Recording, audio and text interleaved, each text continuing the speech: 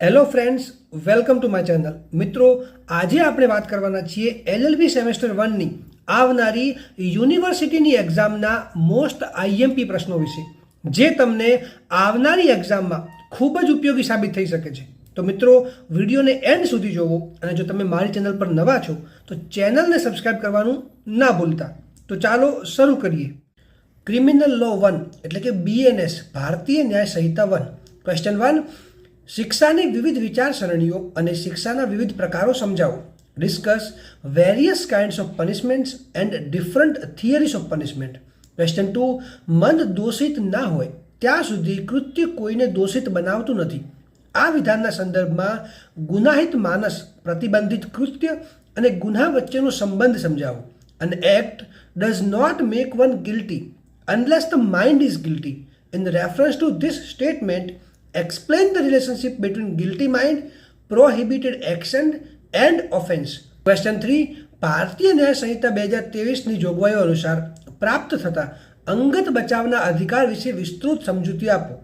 Explain in detail the provisions of right of private defense under ભારતીય ન્યાય સંહિતા 2023. Question 4, સાપરાધ મનુષ્યવધ ક્યારે ખૂનનો ગુનો બને છે તે વિશેની સમજૂતી ખૂનના ગુનાના અપવાદો સહિત આપો. When culpable homicide is a murder, explain it with the exceptions available to the offense of murder.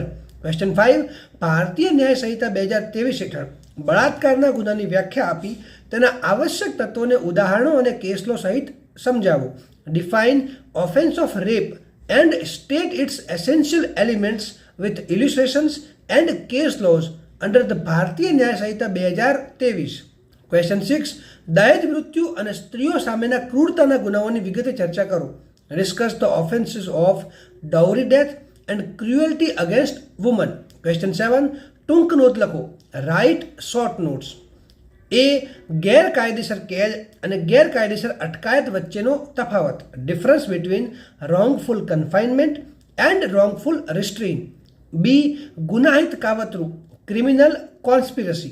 C, BNSના સિદ્ધાંતો અંતર્ગત ગુનાના વિવિધ તબક્કાઓ, stages of crime with reference to the principles of BNS. D, ગુનામાં મદદગારી એટલે કે અબેટમેન્ટ. અને E, અપહરણ અને અપનયન એટલે કે કિડનેપિંગ અને એબડક્શન. મિત્રો, હવે જો તમને કોઈ બીજો ક્વેશ્ચન હોય તમે મને કમેન્ટ સેક્શનમાં પૂછી શકો છો. અને આ વિડીયોને લાઈક કરો, વધારેમાં વધારે શેર કરો અને મારી ચેનલને સબસ્ક્રાઈબ કરવાનું ના ભૂલતા.